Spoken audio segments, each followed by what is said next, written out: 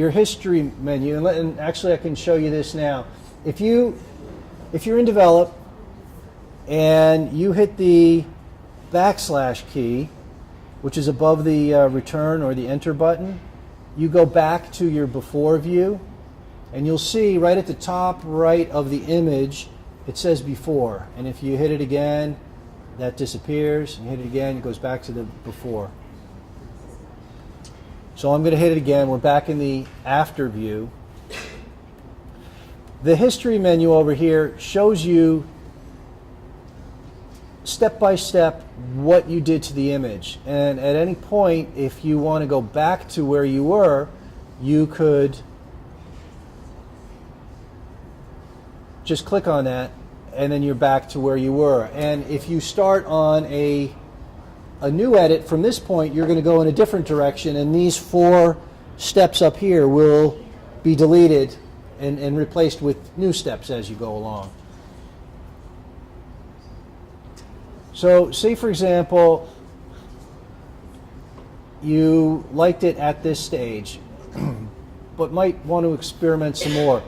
You could, 2 things. You could make a virtual copy, and the way to do that, the shortcut is Command apostrophe. Yep, doesn't make a whole lot of sense, but that's what it is. And the other way to do it is to right click on the image, and you get a drop down menu and create virtual copies, kind of in the middle there. Okay, and if you are in, now which one is the virtual? Okay, when you're in grid mode, you can see this little turned over page icon here. That indicates that it's a copy, a virtual copy. Okay, so let's go to that one and we'll play with that. We can go back to the develop module. And now you see in the history, you're at the virtual copy, you're at 0. You're starting from scratch there. And let's say we just wanted to increase the shadows a little bit, and then maybe go to black and white with the V key.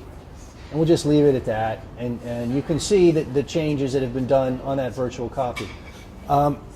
Virtual copy is, again, a much more space-efficient way to get alternative images. Instead of, say, in Photoshop, playing with it and doing save as, save as, save as, and you got yourself 3 more files, taking up more space. Here you're not taking up any more space. It's just a set of instructions, very small set of instructions that are applying to the original filter, the original photo. You're not messing with the original photo. It's only looking like this on your computer, and it won't be, this isn't a permanent change because your RAW is still your RAW. The only time this will be recognized is when you do an export, and then you would get this effect, whatever TIFF or JPEG you wanted to do. So let's go back to this original image here, or the earlier version of a later version of the original image. And another way of going about this, like I like virtual copies because you can put them next to each other, and you can if you do the survey mode, you can see the two images next to each other. You do a side by side. But I'm going to go back to. All right. How did you get the survey mode? N is the shortcut. Okay. If that doesn't work for you, down in your, it wouldn't be here because I'm in develop mode, but down at the bottom of your toolbar in the loop view, you would have multiple images on a screen. Okay. So let's say this is a different approach of doing a very similar thing.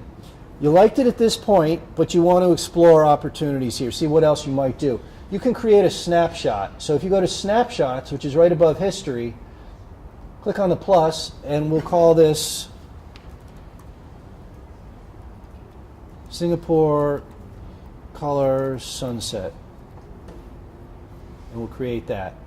And so that's there. And then you can you can continue on with your edit. Open up the exposure a little bit, and you'll see it changed in the history because it added a new thing, a new exposure thing that we just messed around with. And maybe let's cool this down a little bit. And it added that to the history. But if you want to just do a quick back and forth to that other stage, all you got to do is click on that snapshot and go back. Oh yeah, that's what I had before. And then you can go, oh, it went back to that. You got to go back to the temperature one.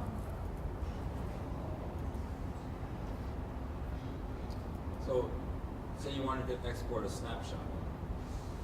Can you do that? Yeah, you could. The way you would go right back to, say, right here. I go to the snapshot. We're looking at the snapshot, and then you just export it in this condition.